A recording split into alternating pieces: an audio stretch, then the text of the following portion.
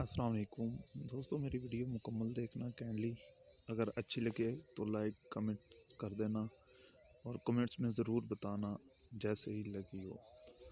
तो हम मूली को काटेंगे मूली वाली मशीन से। इसको जब मूली मुकम्मल कट जाएगी तो उसके बाद हम मसाला बनाएंगे, प्याज वगैरह जैसे हांडी वगैरह का बनाते हैं। उसके बाद हम उसको सही तरह मसाला बनाने के बाद ये मूली को पानी वगैरह निकाल कर उसमें डालेंगे, मसाले में जो हमने तैयार किया था। इसी तरह उसको पकाते रहेंगे, उसमें और मसाला जात वगैरह भी डालेंगे ताकि खूब टेस्ट वगैरह बन जाए उसका। उसके बाद हमारा हांडी तैयार हो जाएगी कुछ इस तरह। जो हमने मुकम्मल तैयार हो जाएगी, जब उसको नीचे उतार लेंगे। उसके बाद हम आटे के रोटियां वगैरह बनाएंगे, जैसे हम उसको तैयार करेंगे। उसकी रोटी बना के छोटी सी उसके ऊपर मसाला रखेंगे चम्मच के साथ।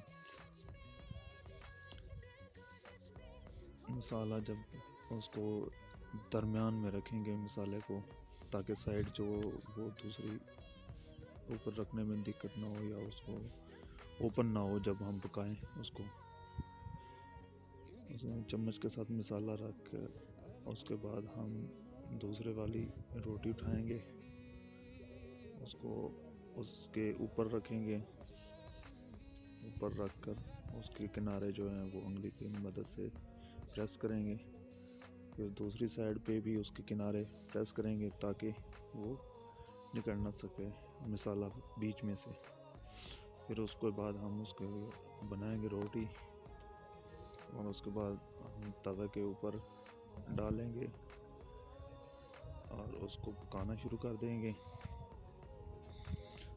उसके पराठे की साइड चेंज करते रहें ताकि वो जल ना जाए। और उस जब एक साइड पक जाए दूसरी साइड को पकाने के लिए, और उसके ऊपर ऑयल वगैरह लगाएंगे हम।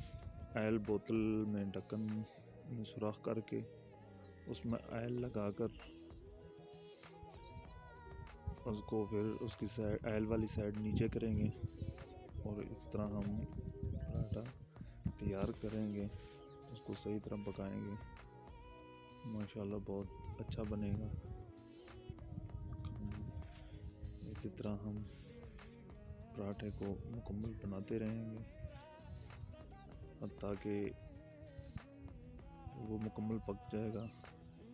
उसके बाद इस तरह हम मूली वाले पराठे बनाते रहेंगे। और ये देखो माशाल्लाह कितने खूबसूरत पराठे बने हैं। और ये हमारा लास्ट पराठा, और उसके बाद ये देखो माशाल्लाह बहुत अच्छे बने हैं। दोस्तों, मेरी वीडियो पसंद आई हो तो